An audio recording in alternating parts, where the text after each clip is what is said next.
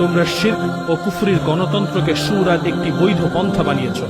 তোমরা সত্যের ক্ষেত্রে নীরব থাকা এবং মিথ্যাকে অস্বীকার করতে যখন ভয় হয় তখন প্রশংসনীয় ধৈর্যের নাম করে মিথ্যাকে গ্রহণ করতে শিখিয়েছ। তোমরা মুরতাদ শাসককে মিত্র হিসেবে গ্রহণ করা এবং এই জালিমদের উপর ভরসা করাকে হিকমা, আত্মসংযম এবং সঠিক দৃষ্টিভঙ্গি বানিয়েছ। তোমরা কাফির জালিম শাসকদের বিরুদ্ধে হক কথা বলাকে বানিয়েছ কর্তৃত্বশীলদের বিরুদ্ধে বিদ্রোহ। আল্লাহ যা নাজিল করেছেন তোমরা তা গোপন করেছ এবং জিহাদকে হারাম বানিয়েছ। জিহাদের প্রতি উৎসাহ প্রদানকে বানিয়েছ বৈধ সরকারের বিরুদ্ধে উস্কানি। তোমরা দুশমন কুফফারদের হত্যা করাকে বানিয়েছ পবিত্র রক্তকে বৈধ করে নেয়। তোমরা মুজাহিদিনদের যারা সত্যপরায়ণ তাদের বানিয়েছ গুমরাহ খাওয়ারিজ এবং মুরতাদ ধর্মনিরপেক্ষ জাতীয়তাবাদী গণতান্ত্রিক আমেরিকার দালাল এবং তাদের কুকুরদের বানিয়েছ মুজাহিদিন।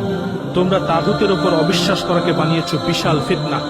আল ওয়ালা ওয়াল বারা একটি অপরাধ। তোমরা জালিম কাফের মুরতাদ শাসকদের বানিয়েছ হিদায়াতের ইমাম, ন্যায় নিষ্ঠতার কর্তৃত্বশীল এবং মুসলিম শাসক। তোমরা আল্লাহর কিতাবকে নিজেদের পিঠের পিছনে ছুঁড়ে মেরেছ, তার আয়াতসমূহকে স্বল্প মূল্যে বিক্রি করেছ এবং আল্লাহর আয়াত ও তার দ্বীনকে অবাঞ্ছিত করেছ।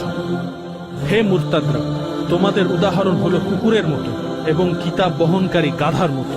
তোমরা হিদায়াতকে বিক্রি করেছ গুমরাহের বদলে এবং ক্ষমাশীলতাকে শাস্তির বদলে। তোমাদের উপর আল্লাহ, ফেরেশতা এবং সমস্ত মানব জাতির লানত।